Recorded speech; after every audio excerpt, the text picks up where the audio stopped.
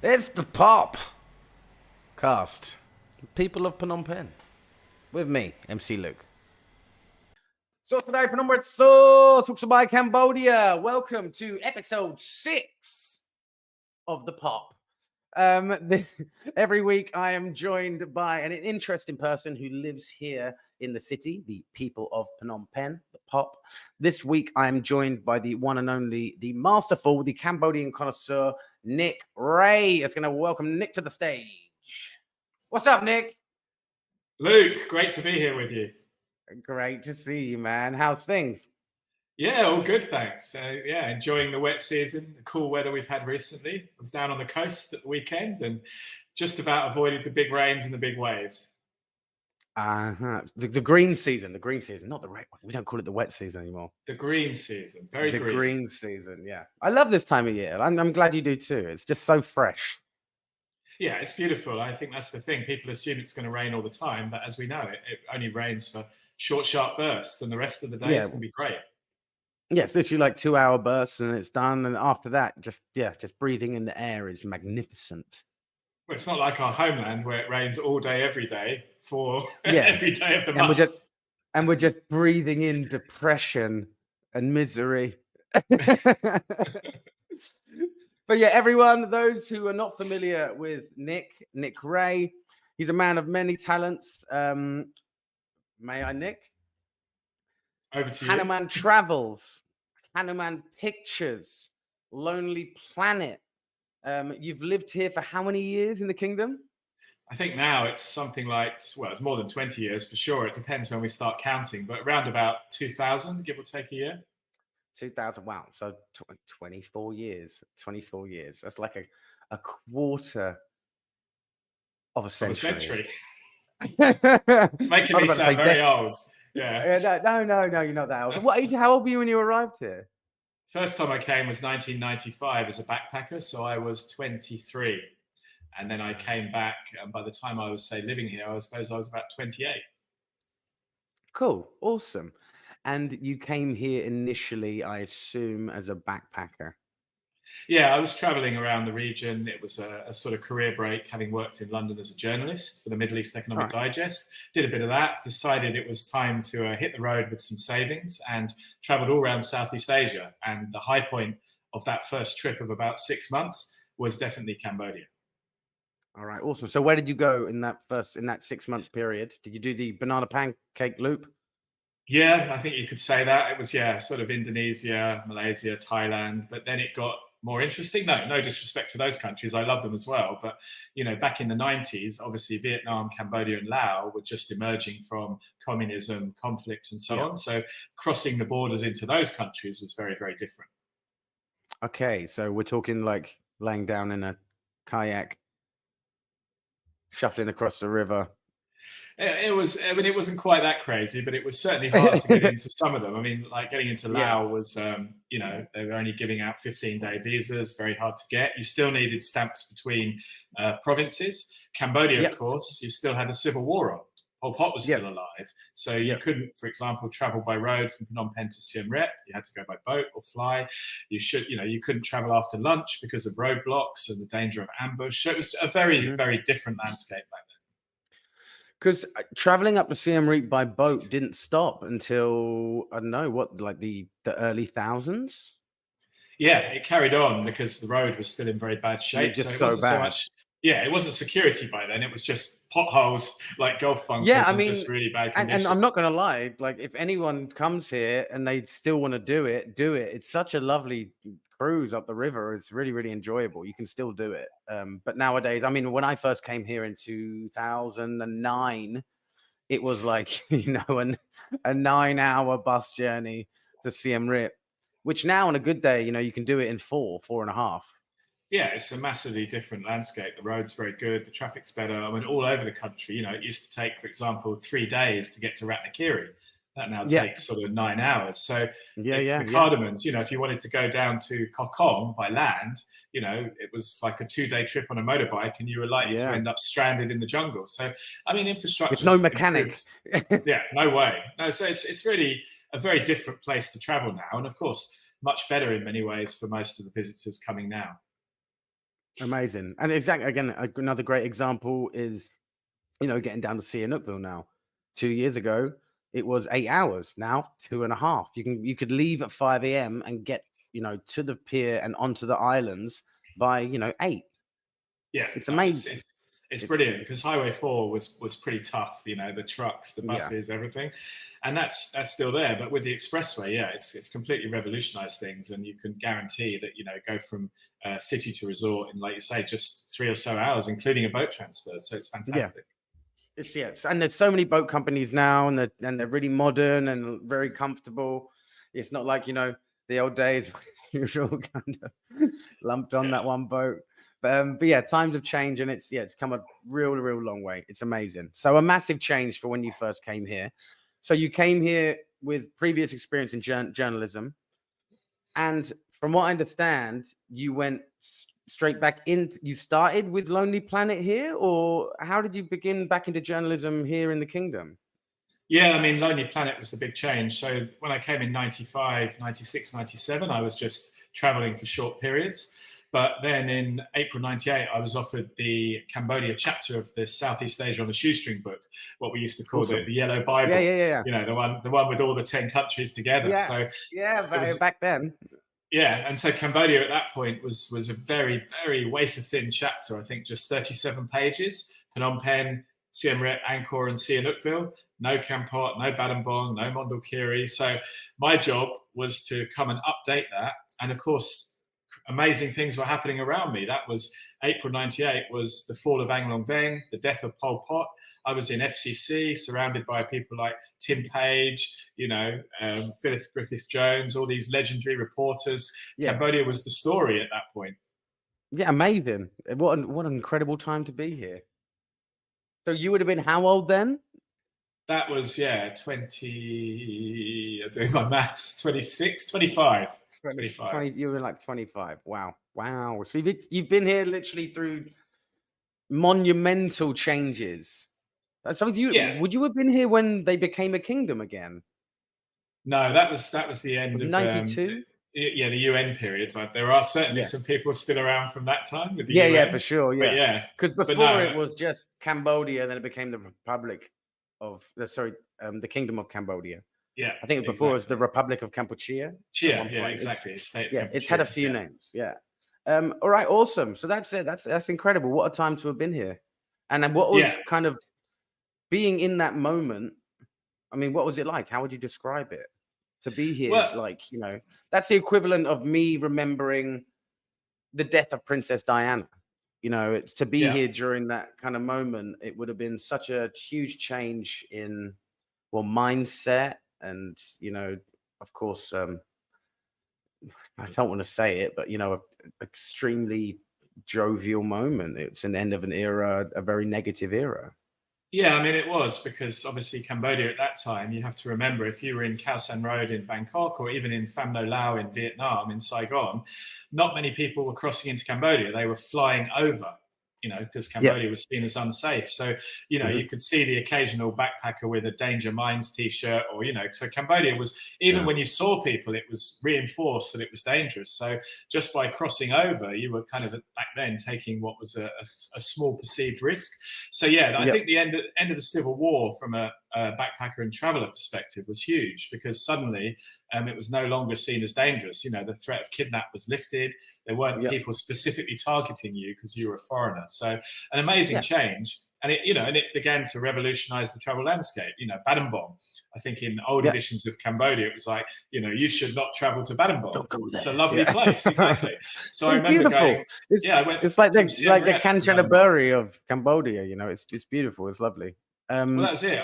When I was doing that first edition in April 98, I went from Siem Reap to Battambang, and it was just a revelation, because that was my first time, and discovering all those places that people now know, but when you haven't got them in a guidebook and you're finding them for yourself, really interesting experience. Yeah, exactly. And I suppose through your career, especially with Lonely Planet, you've had you've been very lucky to explore, and not just with Lonely Planet, but also with Hanuman Pictures and Hanuman Travel. Like, there's many examples. Like, I like this one, for example. Where was this? Yes, that was down between Sihanoukville area and Koh Kong. We talked about how roads can change things. This was a Yep. kind of road cutting into the Cardamons, a shortcut off Highway 4 down to Strahan Bell. So you kind of, you know, Yep. you kind of cut off that corner of Highway 4 back then. Unfortunately, the bridges weren't quite finished. So yeah, we actually that's made it not across. finished.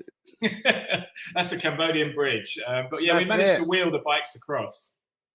Okay, you didn't drive it. I was going to ask you, did you drive that? No, some of the local guys on their motos just bounce Yeah, of across course. without Yeah, stopping, but we were a bit more it's cautious. just a normal day for them. You know, amazing. That's super cool. So that was quite a while ago. That photo, yeah. That was probably late 2000s, I seem to remember, 2007, 8. Did you fall off your bike? I mean, is this you falling off your bike, or is this a day on the? That's just a hell of a lot of mud on an open face helmet, you know, following That, trucks and stuff. that's just a day on the bike. Do you remember this one? Yeah. Where were you off to on this one? Was this a Not Lonely Planet trek or a Hanuman trek? not sure on that one. That was, yeah. I mean, I've had so many times when I ended up with a very red or brown face from mud. So you're a keen motorcyclist. I have used the motorbike for a lot of missions over the years because, of course, again, going back to those earlier days when the roads were terrible, it was a much It was the only faster, way. better way to get around. And certainly up in places like Prayavahir, Mondulkiri, the Cardamons, it was the only option. So, yeah, I've had some great adventures and some terrible misadventures on two wheels. Yeah. So sorry, back to Lonely Planet next. So your role with Lonely Planet, would it be the best way to describe it? You're editor in chief for the Cambodia side of things, or how would you describe your role? I guess I'm a writer or an author. Author would sound Yep. grand. Writer is more pen for hire. Yeah, so Don't be so modest. I've been doing that now for 26 years, and then we have a team of editors based all over the world that they do the legwork on improving our impressions, shall we say? Okay, so if from my understanding, you're currently at the end of Lonely Planet Cambodia. It's in post production. Yeah, so we've worked on a new one. There's been a team of 3 of us. I covered Phnom Penh, Siem Reap, and the Temples of Angkor this time. Yep. And yeah, that's currently going through the editorial process. And it will be available next year. Yeah, that's quite unfortunately, inevitably in publishing, there's always a bit of a delay, which is always frustrating as the writer because you see things unfolding in front of you, opening, closing, changing. But I think you're used to that in both the in the world of writing, but also in the world of filmmaking as well. I mean, like myself as well. I mean, that's how we met through what were we filming? Locked Up Abroad. We were Locked Up Abroad. Yes. Never to be. Yeah. I was playing I kind of got typecast for a few episodes of that, but yeah, well, pretty much every single one of them. But yeah, we met during that, and I think working in the film and TV industry, very much like writing, you film a project, you spend so much time on something. And then sometimes you have to wait, or sometimes a year, sometimes more, to actually see the finished product due to scheduling or this, that, and the other, you know. So I know exactly what you're saying. But Lonely Planet, of course, there was a hiatus during that lovely period called COVID. I don't know if you remember. Do you remember that? Yeah, very well. That was painful. That was fun. But you had quite a unique opportunity during that. I'm going to put on the video for everyone to see because it's truly exceptional. So I'm going to put this on and we'll be right back.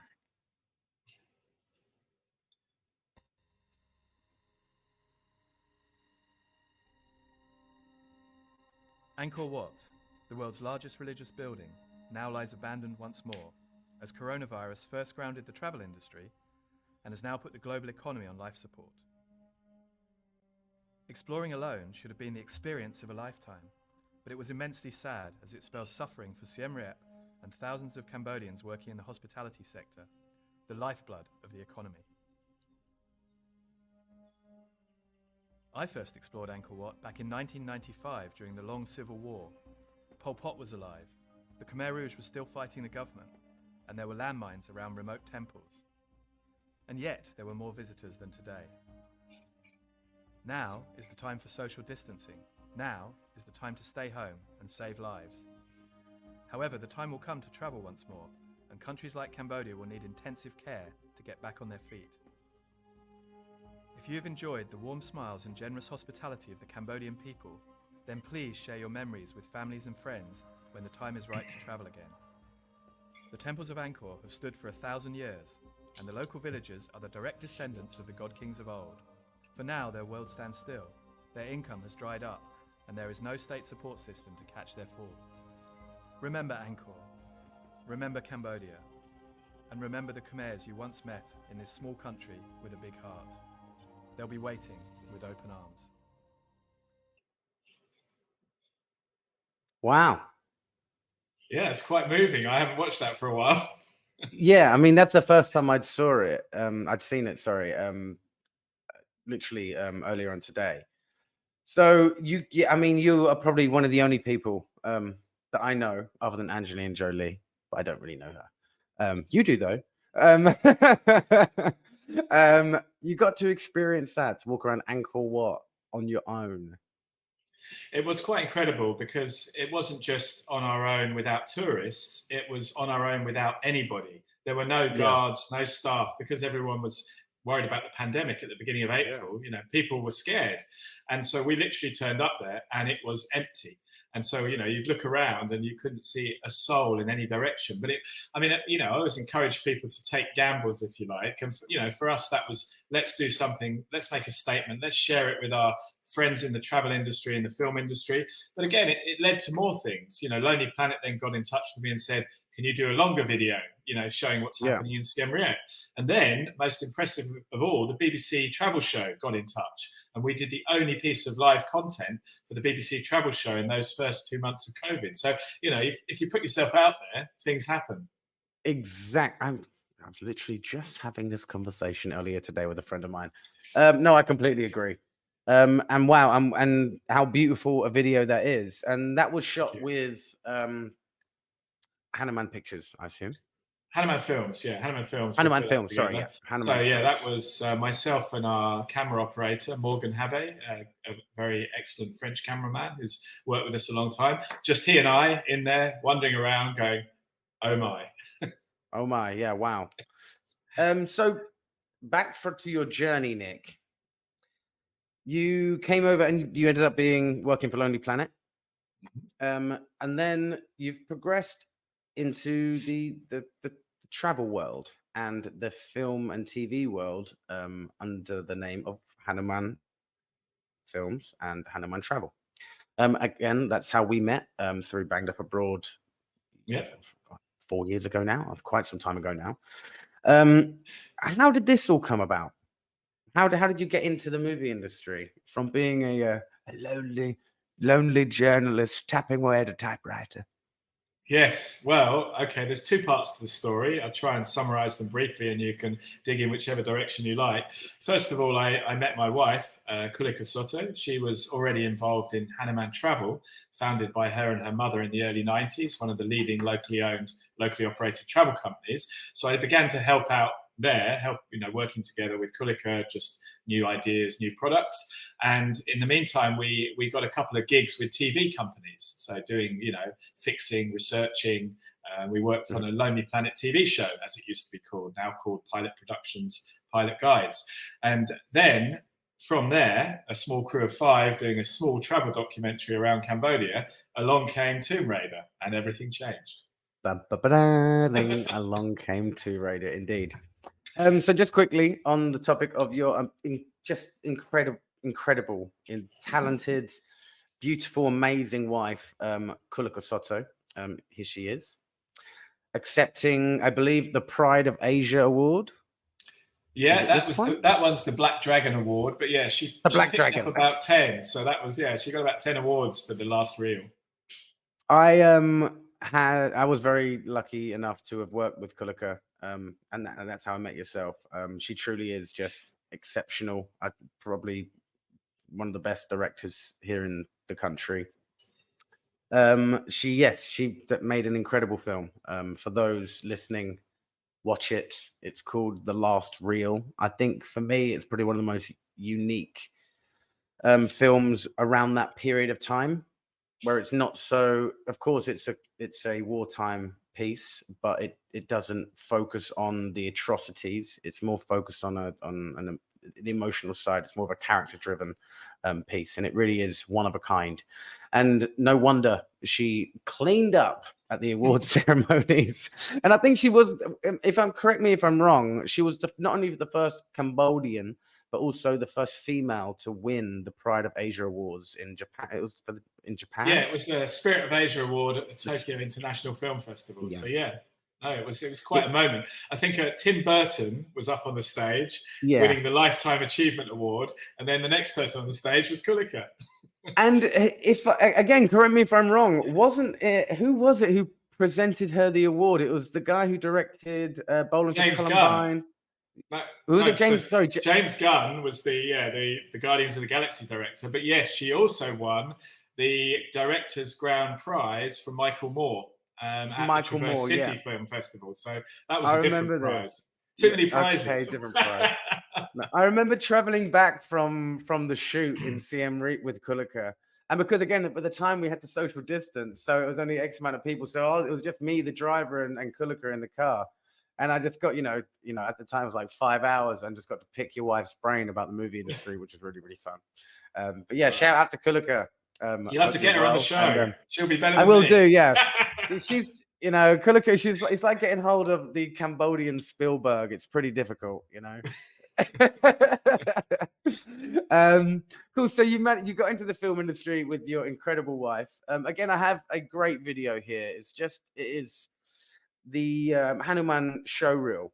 So I'm going to pop this on for everyone to see, and just to give everyone a scope, give everyone an idea of the incredible projects that you've been involved with. And the great thing that I really respect about Hanuman, yourself and Kulika, you are so modest about the things that you've done. So I'm going to put this on now, so you can't be. Cheers.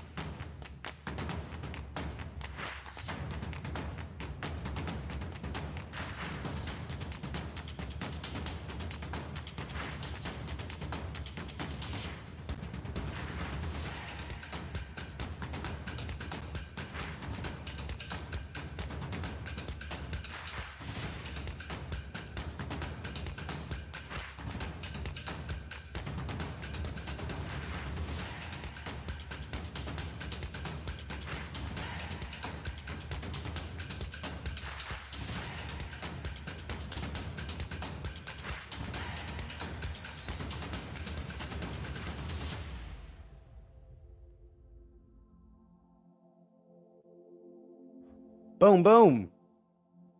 Quite a lot of projects going on there. Super cool. Yeah, literally, like the scope and the scale of things that you guys work on is truly remarkable. In my eyes, yeah, you guys are one of the top production companies here in the kingdom. And I've seen you guys work. I've seen you operate. It's top notch. The guys that you work with, be it DOPs, be it lighting, even down to the gaffers. I mean, it's Hollywood level. So if anyone listening is looking to do a production here in Cambodia, I cannot recommend more. Yeah, Camp Bollywood. Yeah, I cannot recommend more Hanuman films. They really, you guys really are a pleasure to work with, and I hope to work with you again in the future. So coming up next, can you? I mean, as you can see, you've worked in Tomb Raider, you've worked with Jack Whitehall, you've worked with Nat Geo. You've just done so many things. You can literally pick up anything, it seems, and put your head to it. As a partnership between you and Kulika, I mean, what kind of side of things do you cover? I know you do a lot of location stuff, fixing and things like this. Yeah, I mean, and Kulika, of course, is the creative. And we can't forget, of course, Soto herself, Kulika's mum. Yeah. Because she is on set, earpiece in, helping run the show. How old is she? She's now mid-70s, yeah. Mid-70s. And she is a boss on set. She is fantastic. So what have you got coming up next? Is there anything you can tell us? Well, there's always projects in the pipeline, but you never know what's coming to fruition or not. I mean, yeah, for me, like you said, my normal role is location scouting. So I'm normally kind of first through the door with a project. So I go out when the project first contacts us. I've got to come up with references. If they have the budget, I've got to go out and shoot new reference for them. The project that's been bubbling for a while and that listeners will have heard about, but you never know when it's actually going to actually take life, is 37 Heavens. And that's the story about Jackie Kennedy visiting Cambodia in 1967. So that one would be amazing. It's a beautiful script. It's a fantastic story based obviously on history, based on a true story, but reimagined as a possible love affair that may or may have not have happened in Siem Reap around the temples. So that would be a really nice piece, because it would be and that some fantastic names attached to it, which of course we can't talk about, but potentially fantastic names attached to it. Well, you could talk about the ones that were. No, we can't. God forbid I get in trouble. I heard Guy Pearce was one that I heard. Who said that? I didn't say that. Said that? Echo? No, but anyway. I mean, to be honest, this was a couple of years ago when the names were bandied around. So right now, with scheduling and everything else, they'd probably have to start casting again. Yeah, for sure. So Luke, there you go. There we go. Yeah, I mean, Guy Pearce. Who needs him anyway? And recently you've worked on some really, really great projects. You worked on BBC Race Across the World. Yeah, that was a really good one, because we did the first series of that in 2018 when they went from London to Singapore. This series, they came back and they contacted us, interestingly enough. I should keep this quiet. But they contacted us about Cambodia and Laos. I'll beep it out. Basically, they decided that they would rather go to Laos this time, understandably, because they'd been through Cambodia before. But then they did not get permission for Laos. And they contacted us less than 1 month before they were due to arrive in Cambodia. And we sorted it out. Amazing. Oh, that's super cool. So is that in pre-production or is it in post at the moment? No, that's already been televised. Done. It was broadcast in the UK about 2 months ago, I think. Amazing, cool, man. How exciting. And a really, really cool project, which you told me about, was Steve McCurry. Yes, now this one was really interesting, and it's going to be a great boost for tourism in Cambodia into late this year and into next year. The Nat Geo photographer, Steve McCurry, the famous girl with the green eyes, that cover of Afghanistan, he came out, and he's shot Cambodia before, but he came out with a leading Italian men's fashion brand, Stefano Ricci. And then basically he shot their, I can't call it a catalogue, it's an amazing coffee table book of beautiful travel style shots that just happen to have a very dapper gentleman standing in the background in very nice clothes. So this is their way of... No, definitely not. I wasn't tall enough or handsome enough, but there were some very good looking models. But we managed to, we were given access to the upper level of the Bayonne, which has been closed for 4 or 5 years. We went to Bong Melia. We were in Shintamani Wild. Yeah, beautiful experience. See, all these places, everyone's gonna be like, what are these places? What are these places, Nick? Oh yeah, just to give people a bit of an idea. so Like, Bayon is the famous face temple at Angkor, built by Jayavarman VII. Bongmelia is a giant jungle ruin built by the same king as Angkor Wat, Suryavarman II. And Shintamani Wild is the most luxurious tented camp in Cambodia, based in the foothills of the Elephant Mountains. there you go. And these are dating back, we're talking hundreds upon hundreds upon hundreds of years. You know, these are truly amazing locations for those who don't know much about Cambodia. It's not just Angkor Wat. There are hundreds, if not thousands, of temples, still places yet to be discovered. And nowadays, it's a lot easier. Even like Kok Kur, for example, and that's recently been added to as a heritage World site. Heritage, yeah.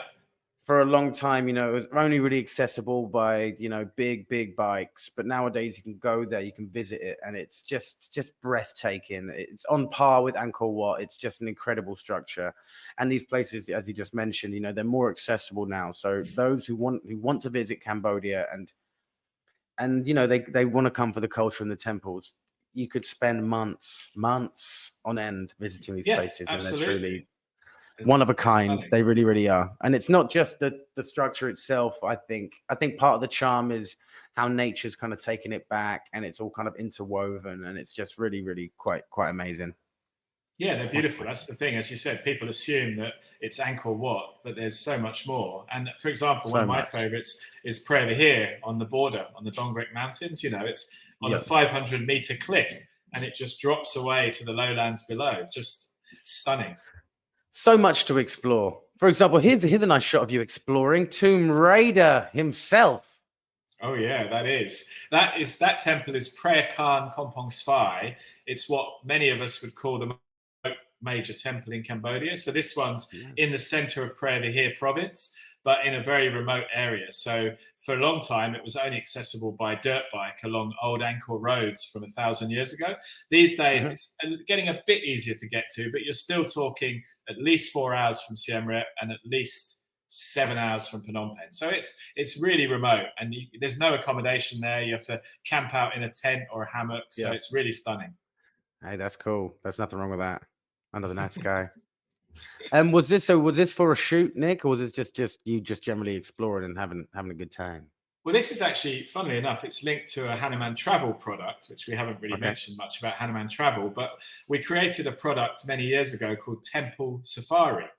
Now, how did this come about? Well, Kulika came to visit me in Africa. I was doing the Uganda, Rwanda, Burundi chapters for the East Africa book for Lonely Planet. And she was loving the safari experiences and saying, well, hang on a minute, why can't we do tented camps in Cambodia? And I said, well, the wildlife is very hard to see because it's in the dense jungle.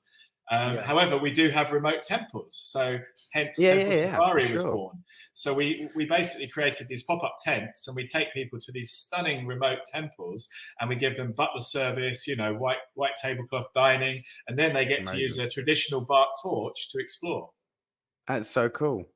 So onto the travel, Hanuman Travel. What came first, the chicken or the egg?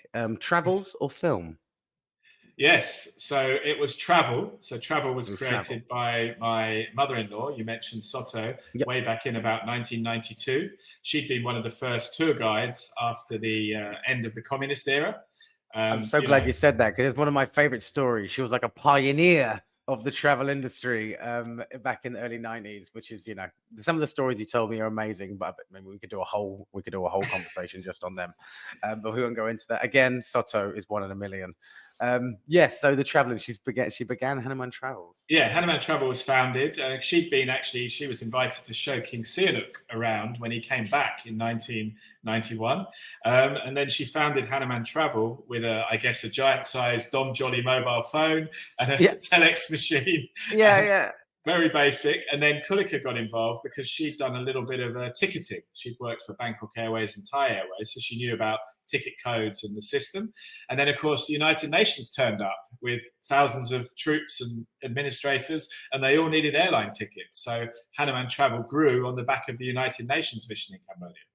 There you go. Okay, so the travel became an inroad. Of course, basically, for me, you know, having a travel company, which was my background as well, in my 20s. That and kind of fixing, it's just goes hand in hand. It's just one and the same, really.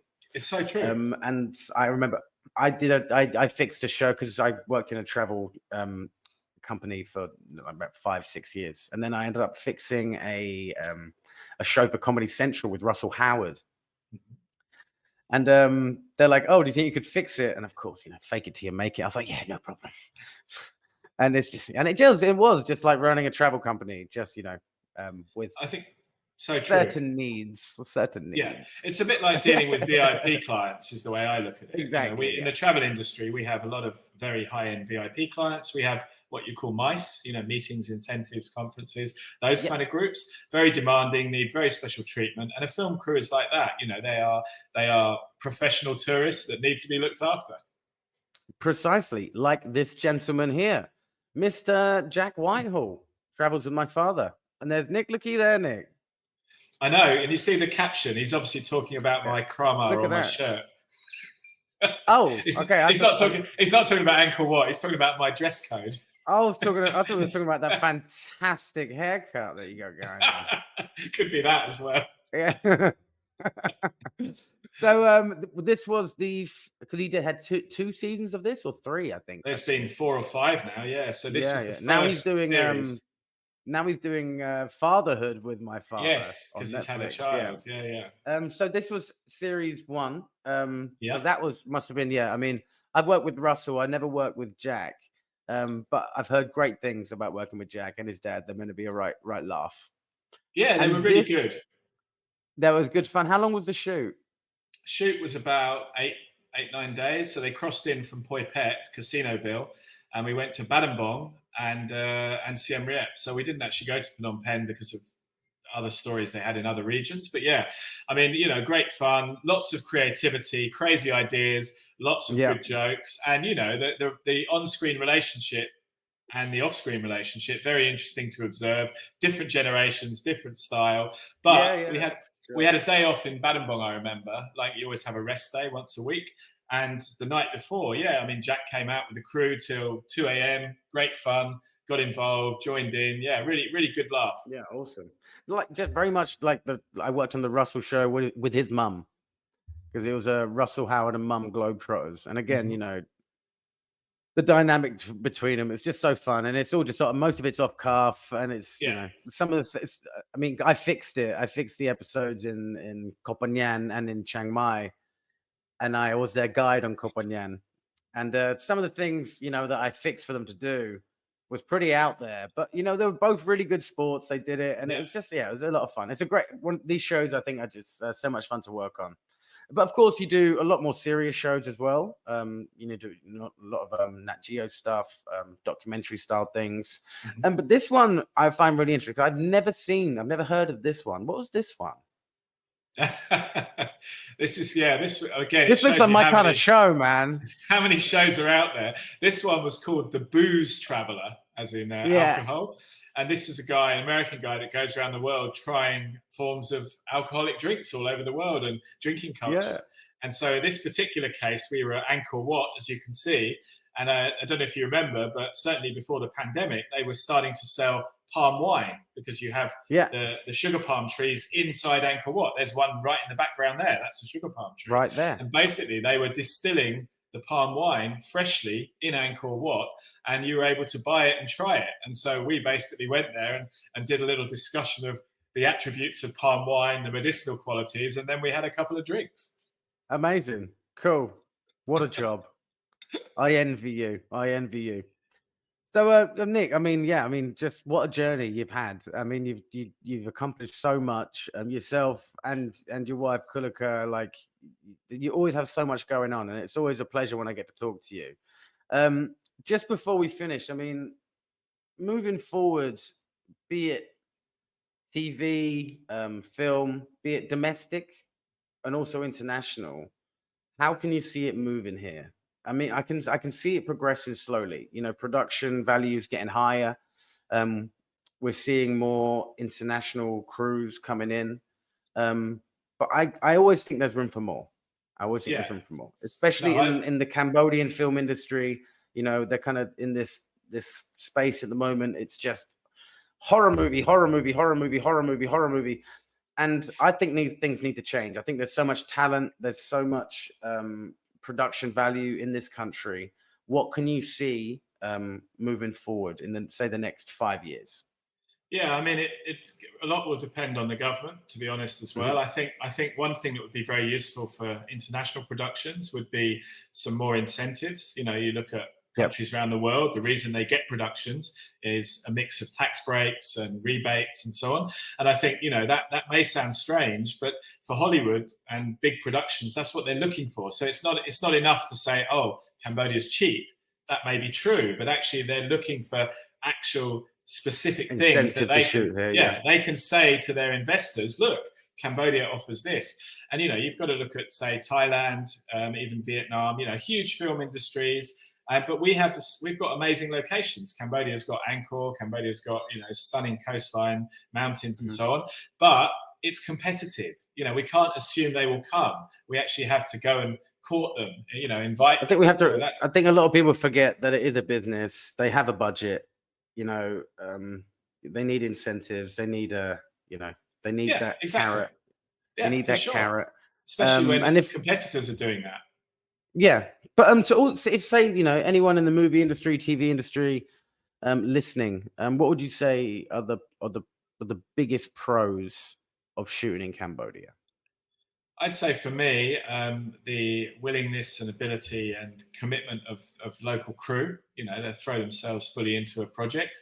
I think untapped locations, and by that I mean that haven't been seen on multiple movies. You know, a lot of locations in Thailand have been filmed time and time again because Thailand's had a film industry for 40 or 50 years. Cambodia, you know, obviously Angkor Wat's been seen in 1 or 2 films, but there's vast areas of the country that have never been shown. So I think, you know, there's that potential to kind of be the first movers and be more adventurous. I think the other area the government can really do more is perhaps, you know, is sort of becoming less sensitive to the subject matter and the topics and more open to the use of said locations. You know, at the end of the day, imagine the US, Hollywood, you know, if America was sensitive about how it's portrayed in movies, the US would look like a disaster zone, you know, terrorism, explosions, the end of the world. I mean, these are fictional stories. You know, if we're dealing in fiction, then we have to be less sensitive about the portrayal and more open to the fact we're a set, you know, we're here to tell a story. So I think, you know, there's a few things need to move, but you know, and that links with travel and tourism. You know, other people have said it before, but becoming more open to influencers, bloggers, you know, media creators. Let them film at Angkor. You know, we need this to be out there. Let them do it. You know, we need promotion. We don't need to charge people. This needs to be out there in the public domain. We're struggling to get the numbers back. You know, ticket sales at Angkor are down at 45% of 2019. That's not a recovery. The way to get a recovery is to stimulate one. Exactly. Stimulate, put some money into it. Not necessarily money, incentives, get people back. I didn't realize the ticket numbers have dropped that much. Dramatic. I mean, you know, and you can explain some of it with the absence of Chinese package tourists because they were half the tourists before the pandemic, and mass tourism hasn't come back, which can be seen as a good thing in a way. But yeah, obviously it's hurting the local economy in Siem Reap massively. Yeah. I was under the impression things were improving up there in Siem Reap. I know, of course, I mean, we have tourists back. Things have improved. But yeah, I mean, not to the scale, of course. I mean, 2018 was just, I mean, I have no words for 2018. That was the busiest I've ever seen, not just Cambodia, but Southeast Asia. Yeah. I mean, it was booming. Everyone was busy. You know, I'm talking about, you know, people who, you know, have those kind of bars that they like their local people. Yeah. They like their local customers.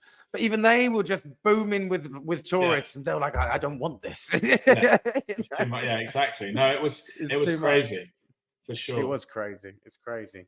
But it's good. It's nice to hear that you have, you know, a positive outlook on the film and TV industry here, because I do as well. I mean, I think there really was momentum pre-COVID, and I think hopefully that will come back. And of course, we also have the domestic films, which are which are booming. But again, I really hope they just stop relying on horror movies, because there's so much more to draw from, especially local stories and things like this. You know, there's some Huge incredible Cambodian writers, screenwriters that are out there, but they just don't seem to be given the chance to get their story out there. That's true, and I think a bit more budget would be helpful as well, because often, you know, the low budget issues is a big thing, because, you know, obviously even the greatest filmmakers in the world would struggle with an extraordinarily low budget. So I think that's the thing, is if you can get some more investors or backers in within Cambodia, you know, some of the wealthy Cambodians, that if they can get behind some of these projects and support homegrown creativity, then you can end up with some very powerful stories. You could end up winning an award in Japan, one of the most prestigious awards in the world, if you just get given a bit of creative freedom. Someone did that, right? Yeah, exactly. No, I completely agree. And, you know, I've said this before and I'll say it again. I think a great example was The White Building, which was a great movie, and it did really, really well internationally. And it was just, you know, it was a drama, and it was just a beautiful story. And it didn't, don't get me wrong, it got international recognition, but it didn't seem to get enough domestic recognition than it did internationally. That's true. Because, it's often the case. I think the viewership here is, you know, maybe I don't know. Maybe they just don't want to see a drama. They'd rather see some crazy ghost story, and then the sequel, and then, you know, the trilogy. That's another interesting thing to look at, which could be done. I mean, here's something that's been in the back of my mind, which I don't claim is superbly creative. It's just an interesting angle. Is looking at some classic movies that, you know, as in Hollywood classics, like, say, Taxi Driver, but just giving it a twist to be tuk-tuk driver. Dude, you're reading my mind, man. I've been trying to write like a Cambodian, like a Pulp Fiction-esque movie set in Phnom Penh for a while now, and I think there's just so much going on here. It will just work so well. Exactly. And for those who haven't been to Phnom Penh, it's made for a gritty kind of crime, or just something awesome, man. There's so much potential here, but it's just someone who's willing to do it, and the people willing to get behind it and not be so sensitive about the realities of life. And it's not just here, it's globally. These things happen, you know what I mean? As you said, America's more than willing to show it, UK, you know, you name it. Thailand now are now showing the kind of more underbelly of like Bangkok and stuff in a lot of their media. So, you know, let's just accept it is what it is. It's a story. Yes, exactly. It's the thing. They're telling a story. It's fiction. It's fiction. It's fiction. But yeah, before we finish up, Nick, is there anything you have in particular that you're really excited about that you wanted to mention? Of course, we can see all your all your information for Hanuman Pictures on www.Hanuman Pictures. Hanuman Films. Sorry, I keep saying pictures. HanumanFilms.com. Yep. And I know you can't mention much, but is there anything that you can that's coming out soon that anyone can view online? Or what would you recommend if anyone's coming here to go and do and go and see? That's a good one. The second one, go and do and go and see. I would say the Cardamom Mountains got huge potential. You know, that getting back to nature, the ecotourism potential in Cambodia is vast. Going to somewhere like Khnong Pasar, which is the back of the mountain where lots of Cambodians were trekking during COVID. Beautiful landscapes, you know, infinite hills rolling into the distance, misty mornings. You know, Cambodia is still pretty wild. You know, 41% of the country is protected areas. Now, you can debate how protected they are and how much deforestation there is, but just to have that on paper is pretty significant. And so, I've been doing quite a bit of work with the World Bank and this CSLEP project, Cambodia Sustainable Landscape and Ecotourism Project. And we're really trying to promote sustainable ecotourism around the country. And I think that can be a big diversification for Cambodia moving forwards. You know, we know about the cultural assets, Angkor and the temples. We know about the beaches. We know about the cool cities like Phnom Penh. But what a lot of people don't know about is the back to nature experiences, and Yeah. really getting out there in the wild, where the wild things are. Walk on the wild Where side. the wild, yeah, going out there to the jungle. I want to go to Chipat. Yeah, Chipat Chipat looks really nice. It's a great It just place. looks Yeah, amazing. and that's a classic case of poacher turned gamekeeper. Those Yeah, people were the hunters. exactly. Yeah. Those people were the biggest, baddest hunters in the cardamons back then. For sure. Wildlife Alliance went in there and has pivoted them to community-based ecotourism. So it's a great story. Yeah, amazing. Yeah, cool. No, and this, it's very similar. We see this, all over the world, where they, approach these poachers and these not exactly great people, being like, "Look, you want to change your ways? We could use your skills for good." Like exactly. It's a good thing you can do with these. Cool. So how do we promote Cambodia more, Nick, beyond Angkor? Like, I see, the some marketing coming out, which are really trying new different things. But of course, this is just like a never-ending problem, I feel, for Cambodia, is trying to promote ourselves rather than just an add-on destination. If you could take control of the marketing, what would you do? That's a really interesting question. Yeah, I mean, we don't want to be the bridesmaid. We want to be the bride. Add-ons and extensions. What's the point of 3 days at the end of a Vietnam or Thailand trip? We're greedy. Be bold. Be ambitious. We want everything. Exactly. We want you 2 weeks, the whole lot. I think for me, I mean, it's a very simplistic way to look at it, but I do think the government needs to spend more. That's a simple fact. Mm-hmm. You look at the marketing budgets of neighbors like Thailand. I think TAT, Tourism Authority of Thailand, they spend about 90 million US a year. Cambodia, I don't believe from memory, but again, I'm not quoting exactly, but I don't think they've ever spent more than about 5 million. Now that's, you can see the difference. Now, for example, going to trade shows, showing, having a presence, being more active, maybe spots on BBC or whatever it may be. You've got to look at what the competition's doing, and you can't assume that people will arrive here of their own accord. You've got to reach them, however that happens, whether it's through social media, whether it's through influencers, whether it's through TikTok, whether it's through TV advertising. I think given that tourism as an industry, we understand when you take the kind of long tail, in other words, food production, restaurants, transport, all the other plugins that fit into the tourism industry, it's about 20% of the Cambodian economy. Now, I can tell you one thing, the Ministry of Tourism has never had 20% of the national budget. I doubt they've even had 2%. Now, I'm not saying they should get 20%, but the point being, given how significant an industry it is, I really believe the government needs to invest more seriously. Yeah, no, and I completely agree.